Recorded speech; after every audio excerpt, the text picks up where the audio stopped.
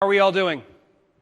So thank you so much to all of you for coming out early this morning after what was, I think, a fantastic attendee party last night. How many of you made it out to the party? Great. So my name is Chris McNulty. I am the general manager of the SharePoint business at Dell Software, formerly Quest. Here with me this morning is my good friend Kim Forsheimer from Golder Associates. We're going to be presenting this morning our session on future-proofing your SharePoint solutions. We're going to give you a case study of how Golder has been able to use our tools to craft a powerful business solution without custom code using our web parts, and then talk through one of the values of that is the ease of upgrade. We know many of you are here about information on SharePoint 2013 and how to move into it.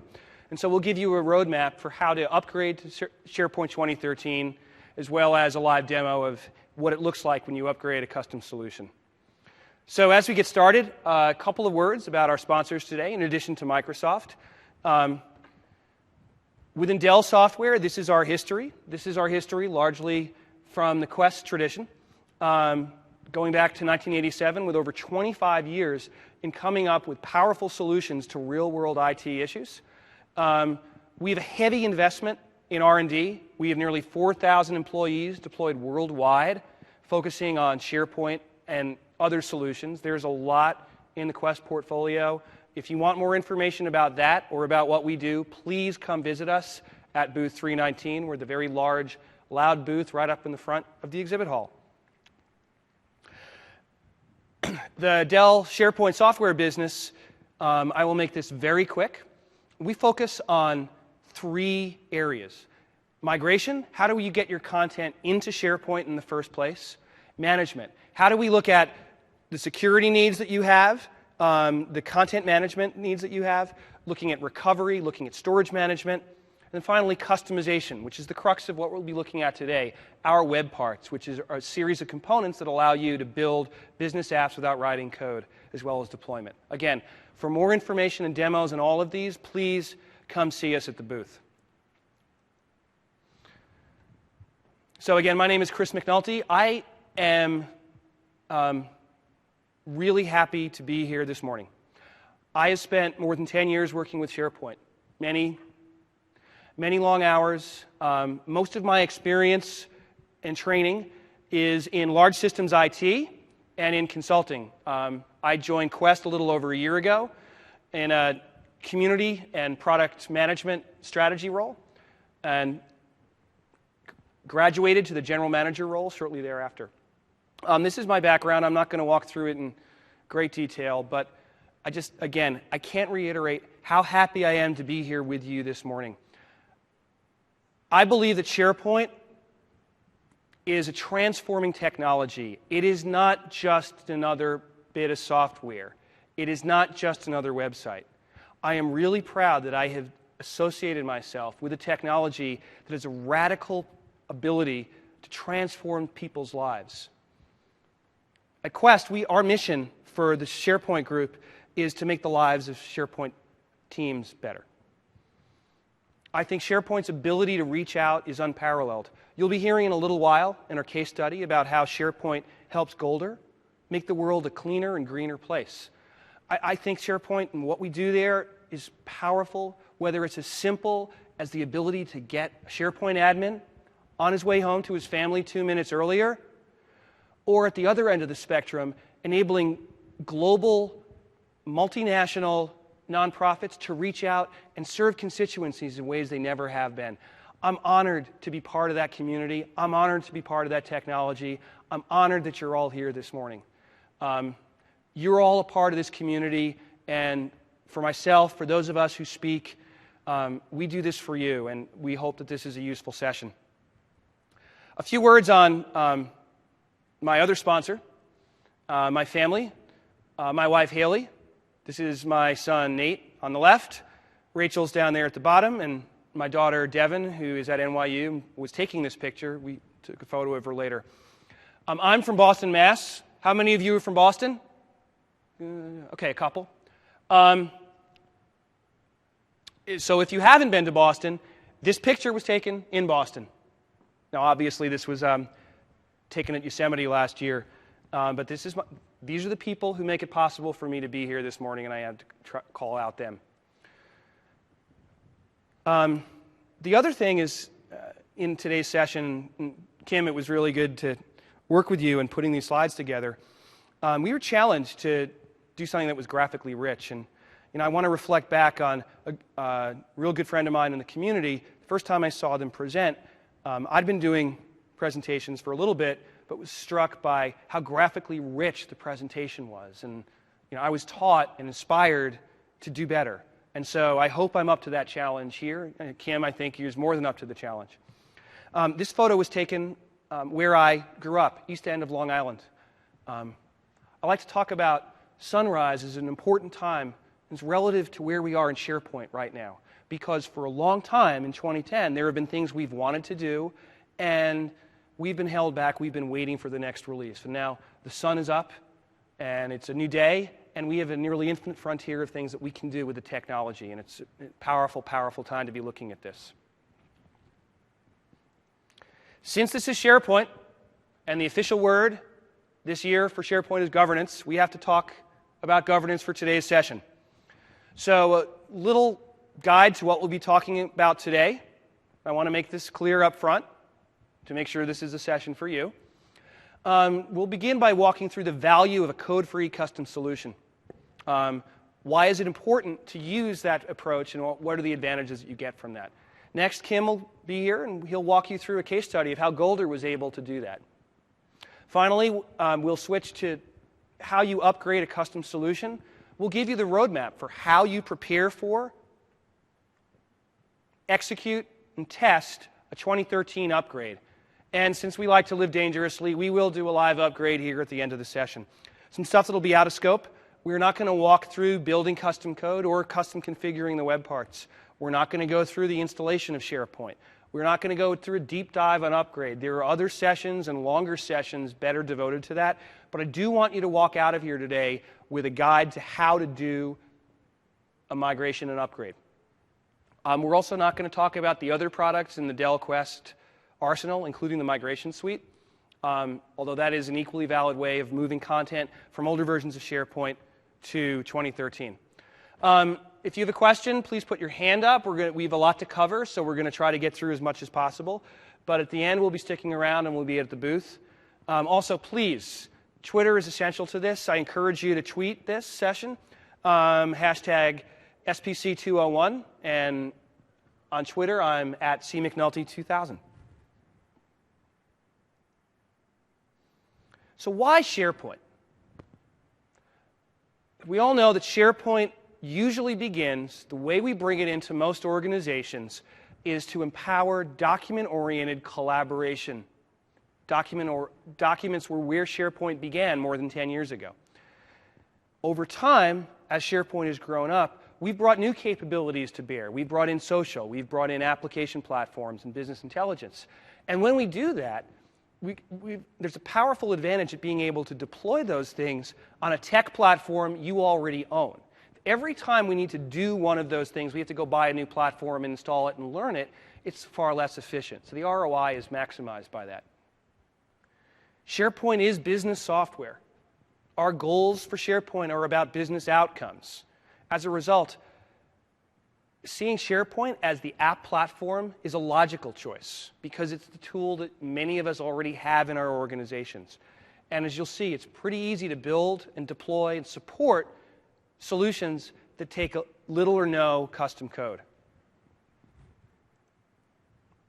Some of those advantages are it's faster to do it. Obviously, if you're starting with more refined materials, you can get where you need to go more quickly. And it's definitely simpler to support for you. When you choose to build with components like our web parts, you're shifting that support burden onto us. How do you make sure that the code for 2013 is going to work in 2013? You point to us. It's our job to figure that out and certify that. Resource utilization is another challenge. Whether you're in-house IT or you're part of a consultancy, time is finite. And we are all stretched to the max. I'm frequently asked this about the value of our web parts. People say, I have fantastic developers for SharePoint on staff. Couldn't they write the same code? Absolutely. But there's two things you'll find. One is that you can reuse these as components around which a developer can add extra material. There's no need to reinvent the wheel.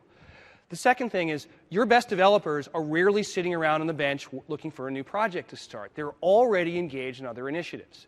And so your choice is between waiting for them to cycle into being available another 3, 4, 6 months, or being able to take a different mix of skills, someone who might not excel or have any experience at all in writing managed compiled code, but who can configure an app without using code. Code-free solutions, because of how they're stored, are easier to roll out to an entire organization. And the most important reason we're going to speak about today, it simplifies your upgrade path. There is less to test. As long as we install the base building blocks of your application in the environment, your upgrade is a breeze. And I think we'll prove that out for you. So we've done a fair bit of research at the conferences that we get to speak at over the last few years. And so one question we ask about isn't on user adoption per se, because adoption is sometimes a forced way of getting people onto the platform, but user satisfaction, because adoption should really be about choice.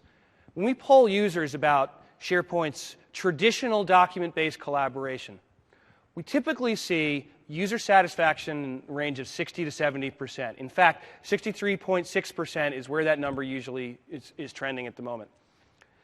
When we turn the question around to those next generation workloads, social, workflow, business intelligence, we find the satisfaction drops a lot, somewhere in the 20 to 30% range. Why is that? We've gone and done follow-ups on that. And it's not because there's anything intrinsically wrong with SharePoint's capabilities in these areas. In fact, it's quite strong. It's really because organizations have never even put these values into production to take full advantage of them. They're unfamiliar with them, so they're not satisfied just because they haven't tried using them. So we think the value of SharePoint as an application platform is a powerful way to close that gap and bring user satisfaction for those next generation things in line with the high satisfaction users have with document-based collaboration. So that's why we think custom code, custom solutions based on a code-free environment should matter. I'd like to ask Kim to come up here now and walk us through a case study of how Golder was able to take advantage of our web parts to deploy a powerful solution for Golder. Kim, I bequeath thee the clicker. Thanks a lot. And it's right to click forward and left to click backward. In this hemisphere. Exactly. Yes. My name is Kim Forshammer. I am Danish by birth. I've lived the last 10 years in Sweden, and before that 16 years in Norway, so I'm a little bit all over the place. I don't really belong here. I'm a biologist by education, specializing in aquatic biology, aquaculture. But for the last 10 years, I've been focusing on information management, which you can, let's say, with a very broad definition, turn data into useful information, is what I do for a living.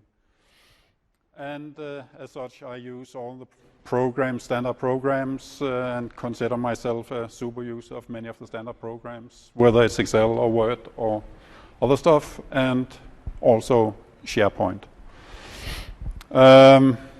A lot of the stuff, most of what I've done, I've taught myself doing it. Never had time to take the education, so I have no formal education. I have never gone to any classes, and to me classes is something you attend, not something that you use in programming. So I don't go into Visual Studio and I don't do things there unless I absolutely have to. I know that it exists and I can find my way, but normally I try to stay away from it. Gold Associates doesn't belong here either. It's not a software company or a developer company. We are doing consulting within ground engineering and environmental services is what we do for a living. It's founded in Toronto in 1960. We've got about 8,000 employees worldwide. I think we are present in something like 60 countries or something like that, have 150 offices around the world. And this picture of a guy standing on a mountaintop with some device doing something is a good illustration. We are all over the place, taking measurements, collecting data, collecting information. That is what we as a company do as the first part. The next part, of course, is that we process the information. The third part is that we deliver it to a client in some condensed That's form. not you on top of the glacier, though. No, it's too cold for me. Okay. If we go back, this is the climate I prefer. This is New Zealand, so a lot warmer. That was the climate I thought we were supposed to have at the beach last night. Yeah, it was more like this. Yeah. Actually. Okay, and as I said, we collect data, and from the mountaintop, before we come here to some people who are sitting in the middle of the jungle in Africa with a laptop. I think it's powered by the car battery, and they are sending the information they collected that day, photos, Excel files, GPS tracks from the GPS to our SharePoint in Stockholm in Sweden.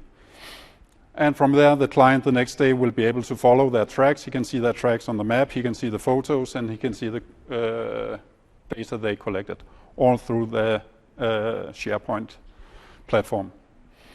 And this is just one example. We can get data from data loggers that could collect data every 5 minutes from more or less anywhere in the world. We have handheld devices, web-based inputs, all kind of file types.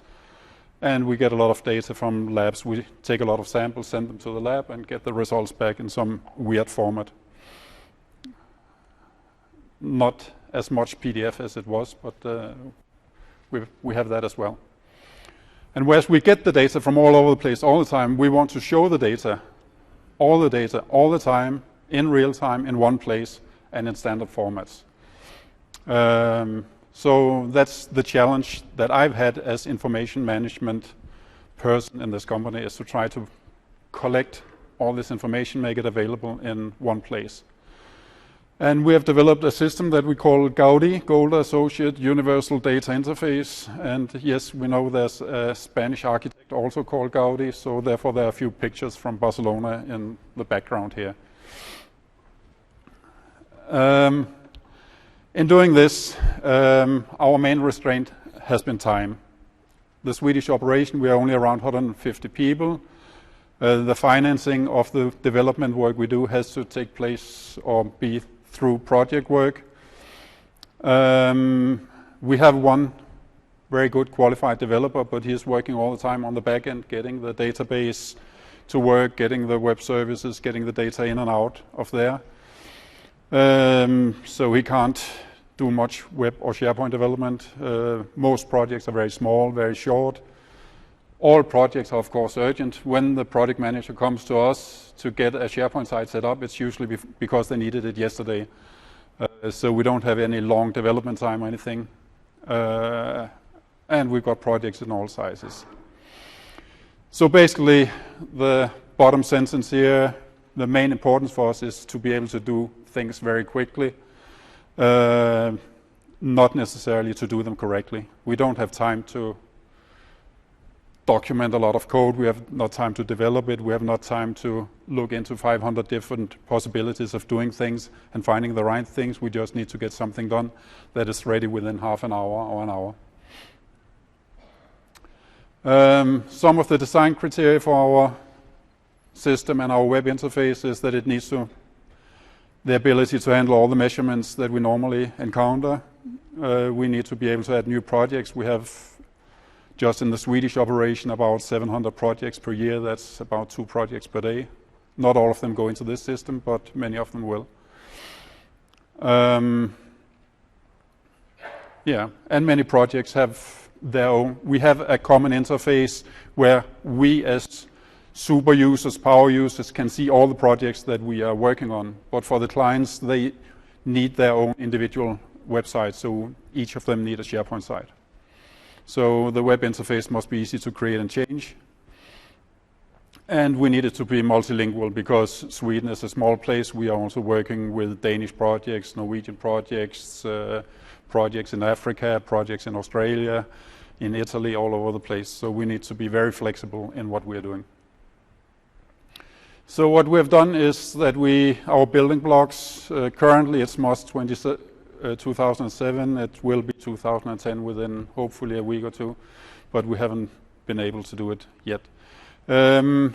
We use web services to make data available from SQL Server. So we've got a SQL Server running in the background collecting all the data. We create charts using .NET charting. We publish maps with ESRI, ArcGIS Server. Of course, very important with all the sample points that we have to be able to find where they actually are. And then we have standard SharePoint content, including photos and everything else you can think of. So these are the main building blocks, and the challenge has been to put this together in some way that integrates all these bits and pieces. And of course, the question why SharePoint is because projects normally require us to handle a lot of standard information, document, photos, tasks, calendars, contacts.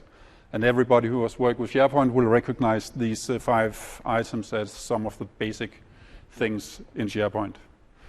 So no need to reinvent the wheel related to all this, but then we need to get all the other bits and pieces to work in this environment. And here we come to the code-free solution. We have to a large extent based this, developed the front-end SharePoint using the web parts for SharePoint from what was formerly known as Quest, what is today Dell. And to illustrate for those of you who are not familiar with this, I'll just throw in some slides what this code-free solution means. It means that to the left there's a list of all the lists. On the side I choose which list or which lists to display. I can select the fields. I can even rename the fields. I can do various other stuff. I can filter the view as required. These 3 steps. And there's system integration as I indicated. So for those I select a web service. I can select a method for that. And I can define the parameters used by this method. And those parameters are usually some sort of filter. And that filter we can take as a default value, fixed value, or we can get it as an HTTP request. So we can get our filters from the URL, which is something that is very useful when integrating all this. So when I've done this, chosen my fields to display, to deploy it, I click OK. It's relatively simple and something that even I can do, as I usually say. And I've got my website and I've got my information, which can look on the left here. You can see some SharePoint content. To the right, you've got some system integration content. The 2 look a bit different. That's because they've got different style sheets, or there's some CSS in there. You can do that as well. So you can make it look the way you want to, depending on what client you have. And the best part from our point of view is the bottom here, that these solutions can easily be copied, moved, and upgraded, because these solutions do not use the unique ID of the list, the 1, 2, 3, 4, 7, 8, PQ, whatever it's called. It's actually using the actual names of it. So you just write in documents if you've got a document library. And you can copy this web part, or you can copy this page to another site where you've got a list with the same name, and it will work exactly the same. So we can just copy, paste, and we are up and running with a new website within 10 minutes for a new project. So that was the speed I talked about, and that is the speed we need to be able to do this. So for many projects, we create a completely new website with all the content that we usually have within an hour. Some statistic for this. In this Gaudi system we have around 100 projects running now. We have 80 different sample types. And sample types that can be groundwater measurement, it can be a settlement, it can be a fish, it can be a tree, it can be many different things. And we've got 25 million sample values, 20,000 environmental samples, 350,000 analytical results. So it's running quite a lot of data through the system. And to give you some examples of what kind of projects we're working with. This is a Norwegian project, one of the largest and oldest industrial areas in Norway, where they've had a lot of contamination issues. And 68 parks in the areas have been identified. And to the right, you see a typical web page from our system. I think this one has around 15 different web parts, pulling information from all over the place and putting it together. Here, showing different aspects, showing the photos, the map, the chart, the results. It's not, I must say, it's not all code-free, because we can also use JavaScript and do custom HTML code in the web parts, so to make it look nicer or look a bit different. So there's a bit of that in there. But all that code is on top of SharePoint. It's all in the web parts, designed directly on the page. Another example, large remediation project, one of the first projects I worked on when I joined the company about 13 years ago. And it's still going on, and it will still be going on for 10 more years before the entire area has been cleaned up. So far, over 5,500 environmental samples have been taken, and they need to be classified according to 16 different criteria. The people can do that directly on the web page based on the results.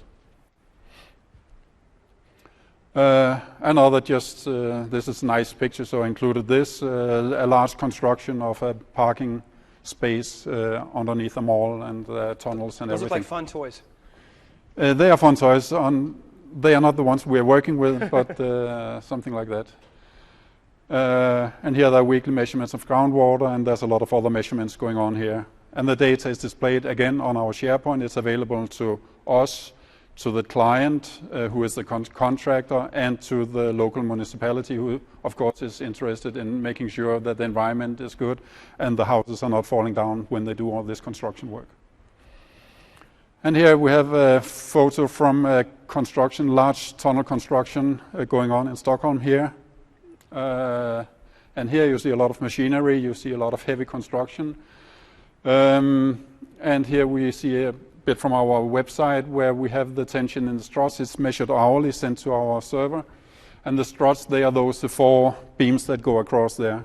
They are taking a lot of pressure, and there are tension sensors sitting of those. And if the tension gets too high, you better run or you better do something, because then everything is going to collapse. So it's very important for the project and for the people working there that these measurements are available in this way. Right. And a short summary. Doing it this way, we have achieved a seamless integration, different sources of information and data, with a code-free solution that gives us speed, flexibility, and security in design and deployment and migration. And as a company, it has enabled us to handle more and larger projects. So it has been very useful, very successful from our point of view. Thanks a lot, Kim. That was that. Thanks. So I'm always really impressed every time you walk through that solution and we get to see all the things you've done with it. So how do you take a solution, how do you take a SharePoint environment like Kim's and bring it forward to make it ready for 2013? Something I said? Show of hands, how many of you are currently running, any of you currently running 2013 in your environment? Okay, what I would expect. 2010? Okay. 2007? Okay, some. 2003? Keep it up. 2000. Whoop, whoop. 2003 is in the house. Okay. So, the good news and the bad news. And if you need more information on the upgrade and migration process, there are some sessions that are dedicated to upgrade deep dives going on right now. So if you need more, you could go there. But my slides are prettier. So there is really only one way in the box to perform an upgrade with SharePoint, and that's database attach. What Microsoft calls V2V, version to version. Moving from 2010 to 2013, we're going to attach databases, SQL databases, from the source environment, make a copy of them, put them in the target. When we attach them, the schema is updated and they're brought up and running in 2013. That's the Microsoft technique. Have any of you ever tried doing an in-place upgrade for 2007 to 2010? Okay. Did it work? Yeah. So they fixed it by making it impossible. So you cannot go in place to upgrade from 2010 to 2013. You also can't go directly from 2007 to 2013 or 2003. Sorry. There are other ways of doing it. You can move the content, and that's something that we can help you with. Microsoft, in their documentation, will also describe B2B upgrades, build to build. That's the patching process. When you deploy a cumulative update or service pack, there's a schema change. That is technically uses the upgrade engine. That is in place, so you don't have to strip your databases off if you're doing a patch. How do you get ready for this? There's 3 things you need to be aware of. You may or may not need to upgrade your Windows environment. You may or may not need to make some changes to SQL. And there's probably some things that you should do to your content to get it aligned for bringing it forward. First thing, your first mission is to understand what you need to deploy. The server operating systems are up here, 2008 R2 or 2012. Microsoft has raised the official guidance on how much memory you need in those servers. 8, 12, or 24 gig of RAM. Keep in mind, these are for production use. This is to get good performance in production use. If you have a single server build where you have SQL running in the same environment, you're going to need 24 gig. Now, I've gotten to present this material around the country a lot since the public preview in July. And a question does come up a lot, wow, Microsoft really upped this. They really didn't.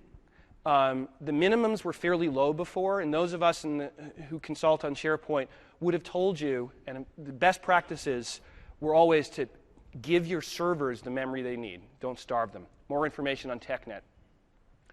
Databases supported, SQL 2008 R2 in 2012.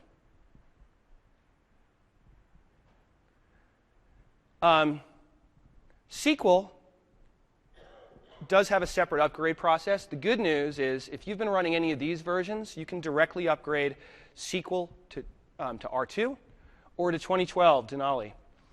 So odds are, if you're in the 2010 space, you were not running SQL Server 2000, because that's not supported there either. But there is a direct way to get your SQL Server ready. So the third thing to prepare is getting your content aligned. When we talk about content consolidation, bringing all of those eggs back into one basket in 2010. Some of the reasons why, if you do this now, regardless of when your timing is for moving to 2013, you'll get benefits from preparing your content now. The first one that we see a lot is remigration.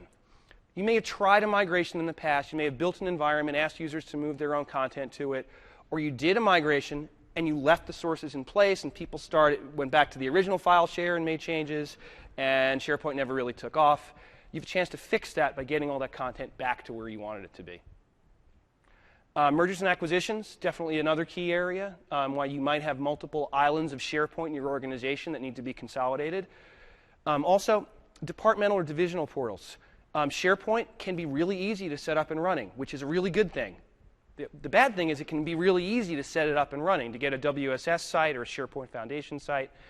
You have an opportunity, before you bring everything together for 2013, to bring all those things together and to unify it. A fourth thing that we see is information re-architecture. It used to be that we would build any technology site with a hierarchy. We would start at the enterprise level, and then have geographies or divisions, and then departments, and then projects, and then personal sites got layered in somewhere else. We've moved to a much more flexible project or team approach in the way a lot of sites are built now.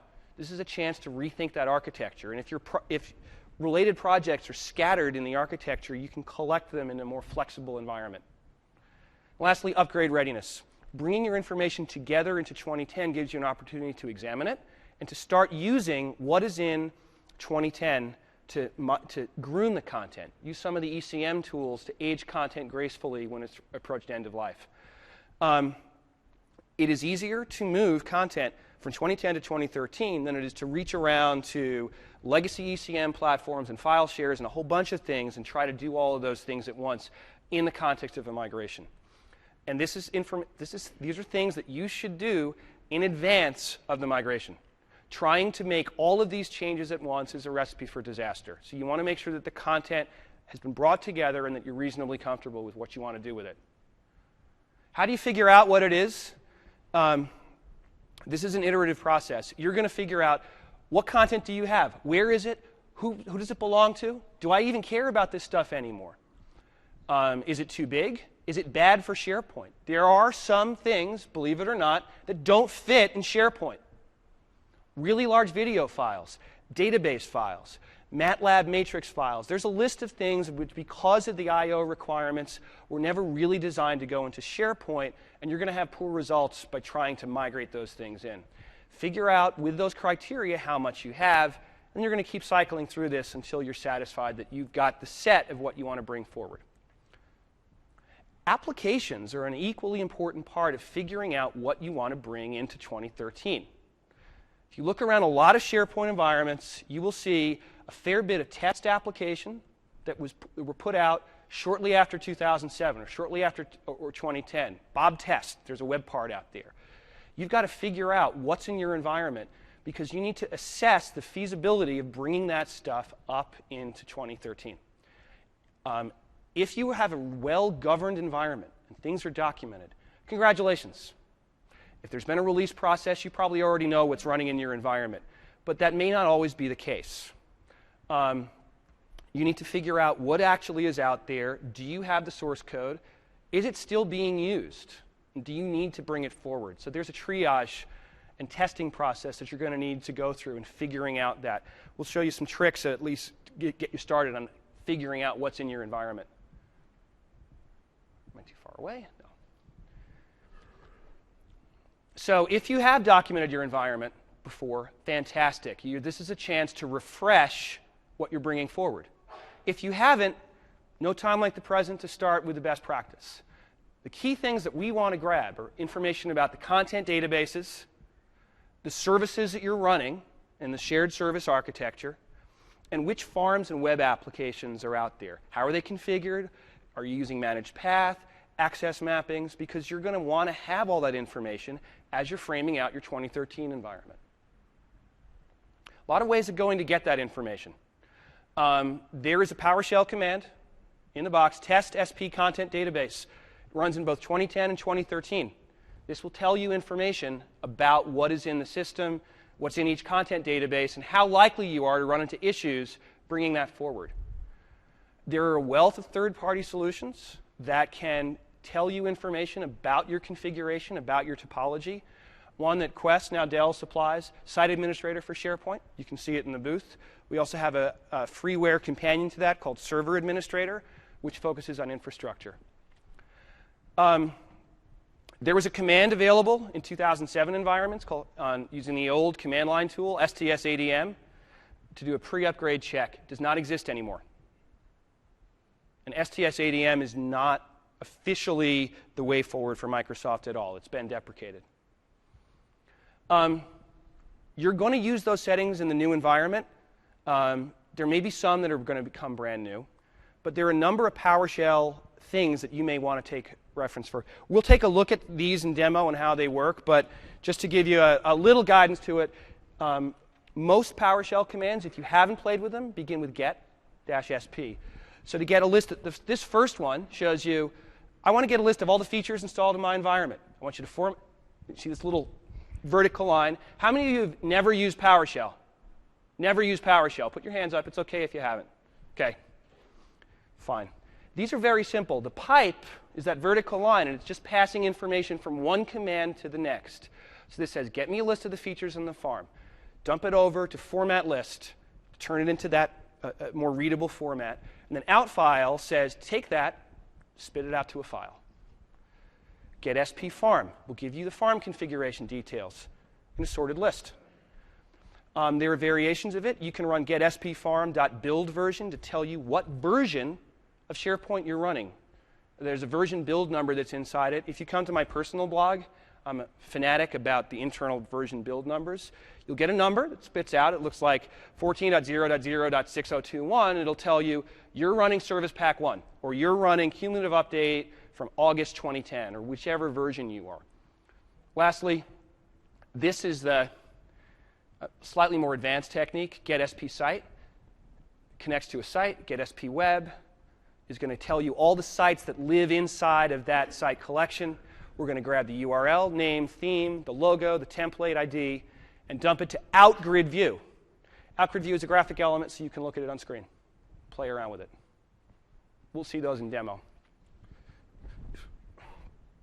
Good news, bad news about database attach.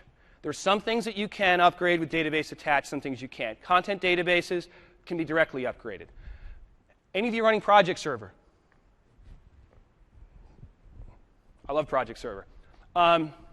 They can be directly attached to. The Project Server architecture shifted, so your 4 databases per instance come together into one. The rest of these on the left can all be upgraded through database attach. The ones on the right can't be. The key one is the configuration database, which defines the farm. It's never been supported before, and it never will be. You do need to actually create the new farm. There's no shortcut for that. When you're moving to the new environment, when you're planning out, one big change. SharePoint 2010, the default logins were based on Windows authentication. Default behavior in 2013 is based on claims. This is an invisible change to some people and a radical change for others. The best practice is to make sure that your source databases are running in an environment that has been pre-converted to use claims authentication against Windows. We'll show a technique for doing that. Again, don't change authentication modes at the same moment you upgrade. You want to clean that out first and make sure that that's set and all those changes are there before you move through an upgrade process. The other thing, and this is an adoption trick, URL changes. I never know what to do when I'm working on a client site and I see SharePoint URL that begins with http://webserve02. Because they put the machine name in as the basis for it. And if they ever build a new machine, everyone's URLs change. Use aliases. Figure out that URL changes are disruptive to users. They have favorites. They have bookmarks. There are workflows that are based on things being in certain locations. Try not to change those URLs at the same time as your upgrade. There's 2 approaches that you're going to be looking at, whether it's migration or upgrade. The key distinction there is, are we taking everything over as is, hopefully structured appropriately, bringing it up in 2013, or are we bringing a clean 2013 environment over and using tools and techniques to push content in? Self-service is one approach. We build an empty shell of SharePoint. We tell users to cut and paste their content from the source to the target. It works. It can work based on users. Database attached, the technique is we're going to go through today. You can use tools, such as our migration suite. You can write custom code for that. Sometimes there are pros and cons of those approaches. One of the things worth keeping in mind is if you have a messy environment that has unsupported code, upgrading it can run into challenges. But pulling that code out can leave the chaff behind and just bring the wheat forward. So in some cases, migration is clearly preferred over upgrade. When you get there, in 2013, there are 2 modes of operation. SharePoint 2013 has a full 2010 rendering engine inside of it. For those of you who look at the file system, there's a 14 Hive and a 15 Hive. You can run a site in 2010 mode. There's a couple of things that have gone away. Web analytics has gone away. Office web applications have been moved to a separate server, a WAX server. Project web access sites aren't supported in 2010 mode. And anything that's brand new in 2013, like work management service or the social features, they don't come up in 2010 mode.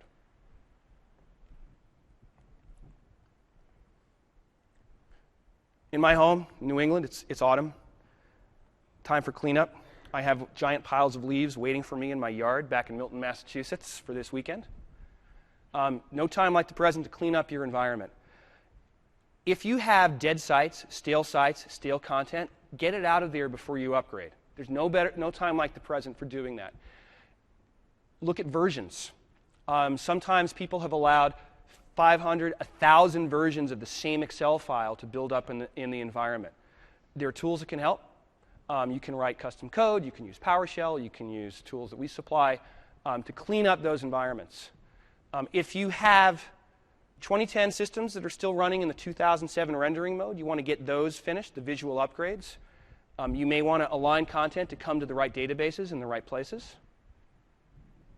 And prepare for two things here. And I'll be happy to talk about them more when I have more time. But PowerPoint broadcast sites are gone. Any of you using the PowerPoint broadcast feature? Absolutely not supported in 2013. Also, Power Pivot. Any of you using Power Pivot? Okay. Power Pivot's shifted. Now, Power Pivot v2 came out around the time of the release of SQL Server 2012 back in March.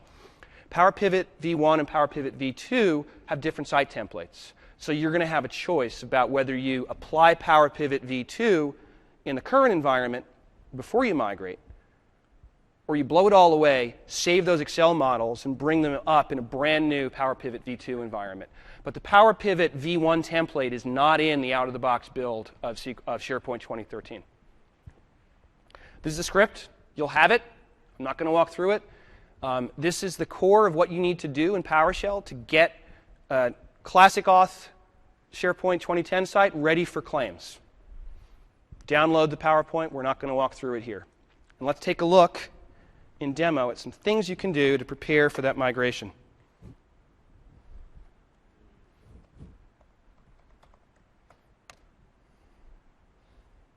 Okay. That's the target. We'll get there in a second. Okay. So here's our environment that we're going to be moving over. So this is a very simple web app that we built using the Quest web parts. We can come here. We can add a new product here. Let's say I want to add Excel. Sell it for $5. I'll give it a product code. It'll update the database, the grid view, re-render the products area. Wake up, system.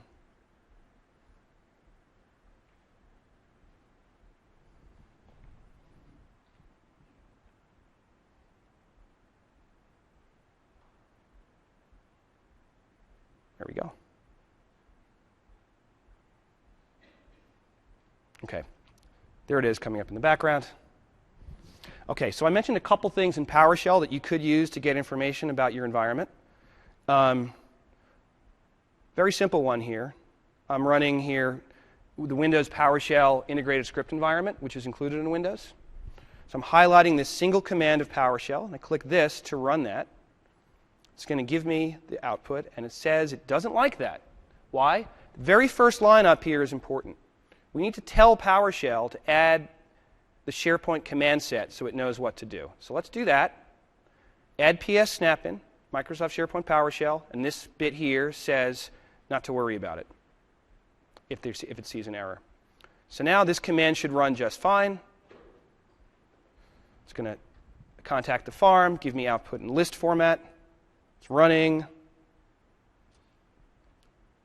There is that kind of information. You can see here information like, for example, build version 14.0.629.1000. We'll remember that in a second. We can take that. We can use these commands for features. The examples that I have here will show you how to dump those out to a grid. You can export them to CSV or files, just to give you a sense of what that looks like.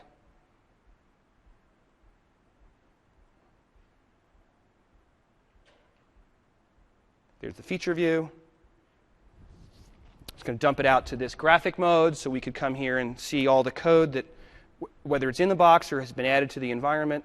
There's a lot in there, so we might want to take that and dump it out to Excel. And probably the one that is really the most important trick here is this one, which I talked about before. And it looks complicated, but it'll run fairly quickly. It'll just tell us what sites are in our site collection in this quick graphic mode. So I can open this up and just look at, here's the URLs, here's the site name, here's what templates are there. So if I see anything that's weird or custom and you should have more in your environment, this is a good way to go there and help assess what's going on. That's about it for preparation. Now there's going to be a little Julia Child in this. So the database backup, reattach, and so forth, we're not going to walk through right now in the interest of time. But the next step of the process is going to be to take the content database here, make a SQL backup of it, and attach it into the new environment. Because the upgrade process will transform the database. So this is a running live environment, and we want to bring it over to a new environment while this one is kept up and running. So let's come back. What are we going to do to implement it? I mentioned this a little bit before. This is the core process we're going to walk through.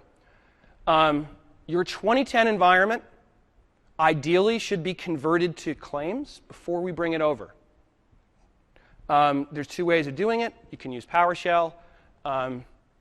If you had a 2013 environment, there's a PowerShell one single line command, convert SP web, that you could use, but that's not available for 2010. But the core technique we're going to do, we will build a clean 2013 farm. We're going to put any custom code, like the web parts, will be installed there first. We'll bring service applications over, like manage metadata. If they're required, we can attach them. But we want everything around the content to be ready for the arrival of the content database. We build a new web application. We attach the content database to it. We're going to see what the upgrade process looks like. It'll come up in 2010 mode. We have the option of running a test conversion to 2013, or if we're brave, we're going to go directly to 2013 when that comes up. That's the roadmap for how we're going to upgrade. These are the account requirements. The core database information, as you might expect, you need pretty good access to the SharePoint configuration databases and to the content databases when we do the database attach. Further on down the line, when we do site collection upgrades, you need these permissions here. You need to be part of the site collection admin group. You also could be in the full control policy. Your web applications, before you attach them, make sure they're properly configured. The information that you've captured is where you're going to build out managed paths and URLs and make sure that everything is the way you would want it to be. And service instances, like metadata, like search, you want to make sure they're connected to the right web application. If they're not set up right, you can still upgrade the content database, but you'll see issues until you fix those connections. There's a lot of PowerShell that relates to upgrade. We are not going to walk through every one of them. It's a pretty broad menu. It's a veritable farmer's market of options here. There's two we're going to spend most of our time with. The first is test. Test SP content database will tell us anything that it sees that could be an issue. The database does not yet need to be attached into the farm. The second is mount. This actually does it. This brings us forward into 2013. This takes the database and upgrades it into the 2013 environment. It'll do some upgrade checks. It will run some compatibility checks, but it will bring the database up in 2010 mode. So if you have customizations in your environment that won't work in 2013, this gives you a stopgap. Once we're in 2013, SharePoint gives us the option of a site collection health check. This means it can go through the environment based on 2010, give you an on-screen report of the fitness of that environment to be upgraded. You can run it from site actions, and the site collection upgrade process will trigger it for you automatically. We'll show you this in demo. Once you're there, you have the option also of running it in side-by-side mode. One of the great features in 2013 is the ability to create site-level information policy. One of the practical uses of it is upgrade. So if I take a site collection and I'm going to upgrade it to 2013, I can have it run a test upgrade. It's going to set it up in a different URL. It's going to set it as a read-only copy. The process can take a while, so it'll send me an email when it's ready. The evaluation site creation by default runs every 24 hours. You can make it run more quickly. And it's set to expire in 30 days. So if you run a test and you forget about it, it'll blow itself away, which is good because if you have two 100-gig site collections, the test and the original, you're now consuming 200 gig of data. If you go through multiple tests, you could add up a lot more space. Here's how that process works. We've brought the site over, sites-foo, it's running in 2010 mode. There's a content database, there's a config database. We say we want to do that. A timer service job, which again runs every 24 hours, typically overnight, will create a snapshot and build a read-only database to house that information. That information will be a clone of the original and will be called typically something sites eval.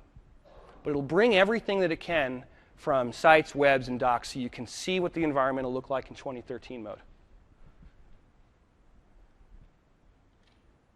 Adds it to the configuration database so we can reach it.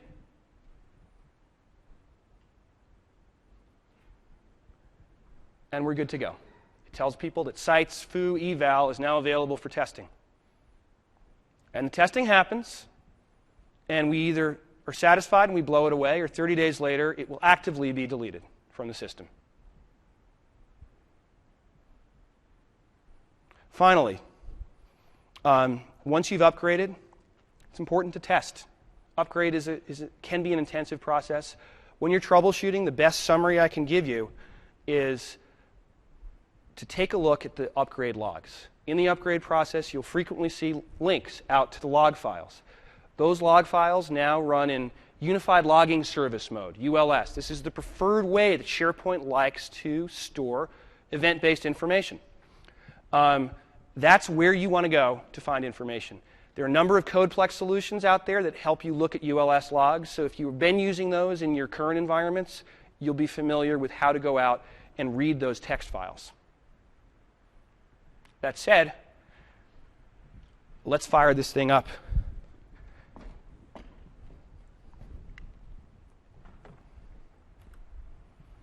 Okay. There we go.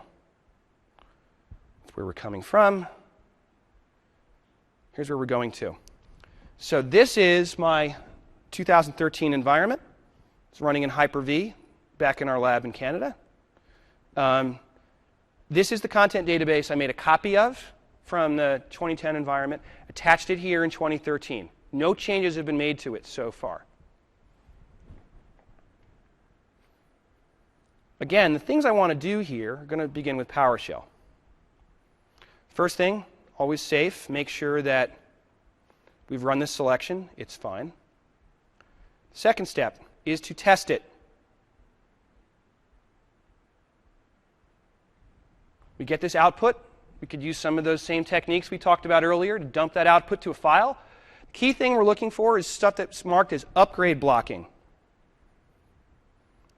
See where it says here, upgrade blocking, false. That's good. You will have some errors. There may be some solutions that are out there that aren't fully there, but it's telling us this is okay. We are ready to upgrade as long as all of these things, there are no trues on upgrade blocking. You should read these files and make sure that there may be elements, there may be other errors that you see that you want to address before you go through this process. The last one here is mount SP content database. So in my target environment, here, you'll see there are no content databases. I have a web application running on port 81 here with nothing inside. It's an empty shell. So we're going to come here and we're going to attach this database in PowerShell. There is a way of doing it you can do it through the central admin UI if you choose to, but PowerShell is your friend. The syntax of this line is fairly intuitive, but let me just blow it up here to make it clear. Mount SP content database, the name of the database, and the name of the web application that we're writing it to. And here I'm putting on the verbose element, which will give me a lot of information on the screen. So let's run it. It's going to start this, and it's going to start writing status information here inside of the ISE. This is a little bit hard to read. So what we can do is come back into central admin if we really want to know. Look at upgrade and migration. Check upgrade status. We'll see that this is in progress. So while we're waiting for this to proceed, just a quick explanation. We wanted to create a content database that would be upgradable in the time available for a breakout session at SharePoint Conference. The Golder environment is fairly large. It contains some sensitive information. We really also didn't want to do a 2 or 3 hour session while we all watched for these status updates to click through. But we picked a fairly small environment, and this should come up just fine.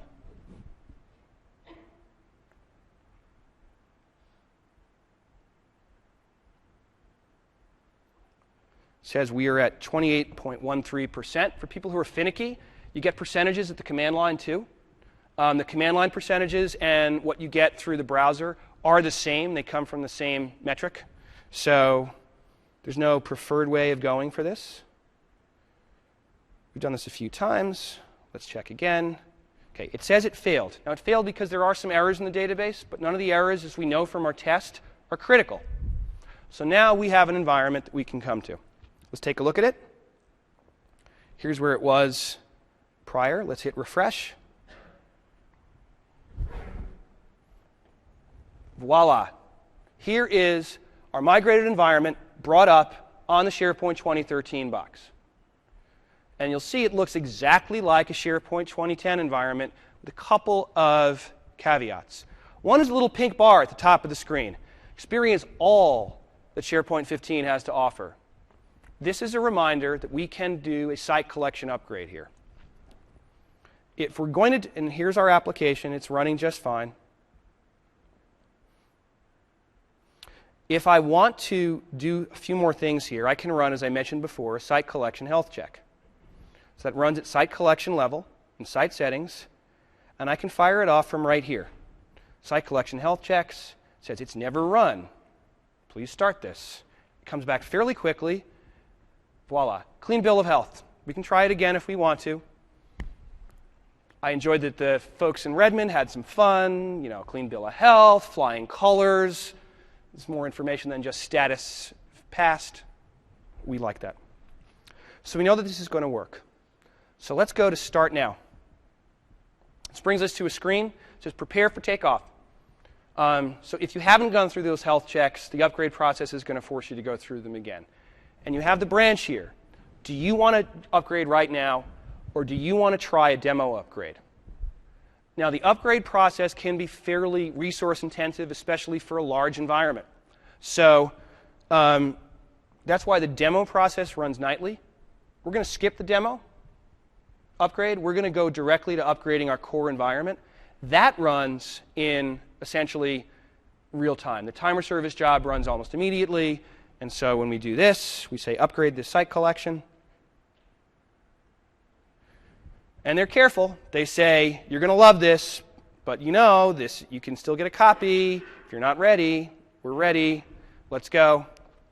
It's running health checks. You get the bar. Please bear with us. Automatically refresh every minute. Refresh now. While this is coming up, you get a link out to the log file. This is the ULS log for upgrade. It'll tell you anything that it sees going wrong. If your upgrade fails, this is where you're going to come to start getting clues about what's missing or what's wrong and why.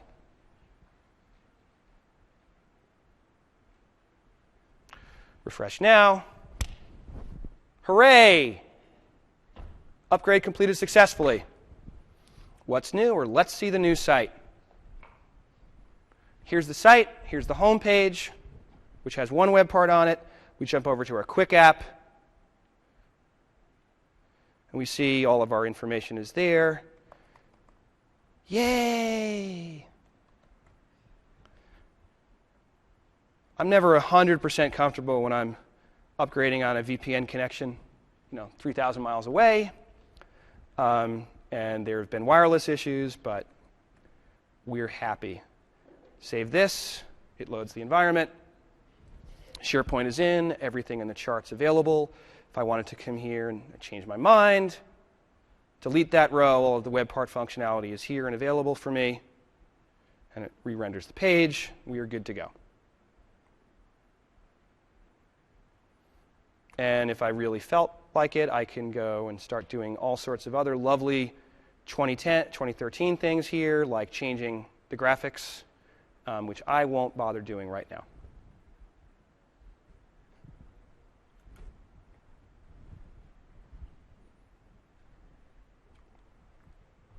So this reminds me it's almost time to stop talking, because I would probably stay on stage if I didn't get a clue that we're approaching the end of our time. So I wanted to wrap up. There'll be some time for questions. Just a reminder, please, please, please fill out your evaluations, and please, please, please be kind. This is the first time I've been at SharePoint Conference. I really want to come back. So I'll pander no more, but if you need to get in touch with me, here's the contact detail. Email is a great way to get in touch with me. My personal blog at chrismcnulty.net/blog is I put out a mix of technical and business advice on that. I also blog on the Dell SharePoint site, sharepointforall.com. I'll also be presenting at a number of places coming up, including Best of SharePoint Conference Northeast, in Florida, in the UK, at TechCon, SP Europe. And again, the hashtag for this session is SP201. So right before we move to the Q&A, I was really humbled by the number of folks who came out for the book signing yesterday. I do have one more copy left. So I'm going to ask a question, and please don't shout the answer out. But put your hand up, and I'll call on you, and the first right answer will get a copy of the book. So this is the SharePoint 2013 Consultant's Handbook. It's got a roadmap for upgrade and preparation, along with a bunch of information. There will be an even bigger edition next year, but this one's here, and it's available now free. The question is, SharePoint Portal Server 2001 was released over 10 years ago. What was the code name for SharePoint Portal Server while it was in development at Microsoft? I saw a hand here. What was that, sir? Tahoe, that's correct. Thank you very much. Thanks. So, that said, we'll be sticking around. Are there any? We'll take some questions live, and then in a few minutes we can take them as breakouts. Anyone have any questions? Please come up to the mic.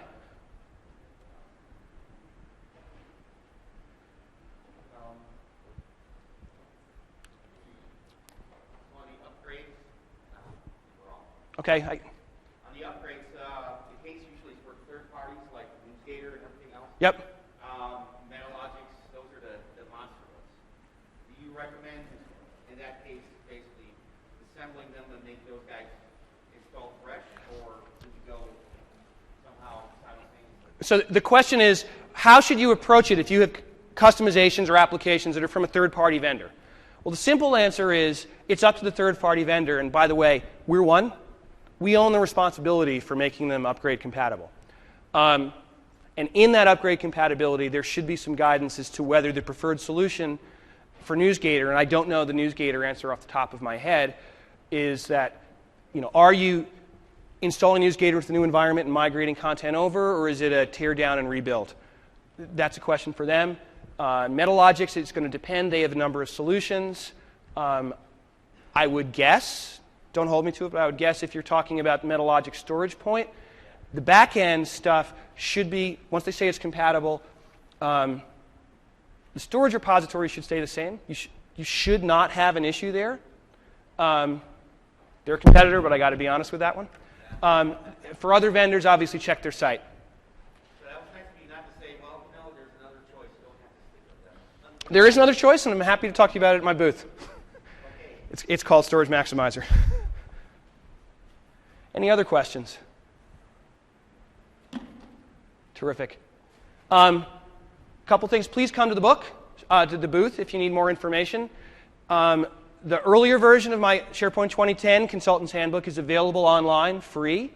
If you come to www.quest.com/get-chris-book, you can download a copy, free of charge. We promise not to pester you. Here's where to go on my SPC. You can scan the quick code if you need more information about what this session was, SPC 201. And this means we're really done.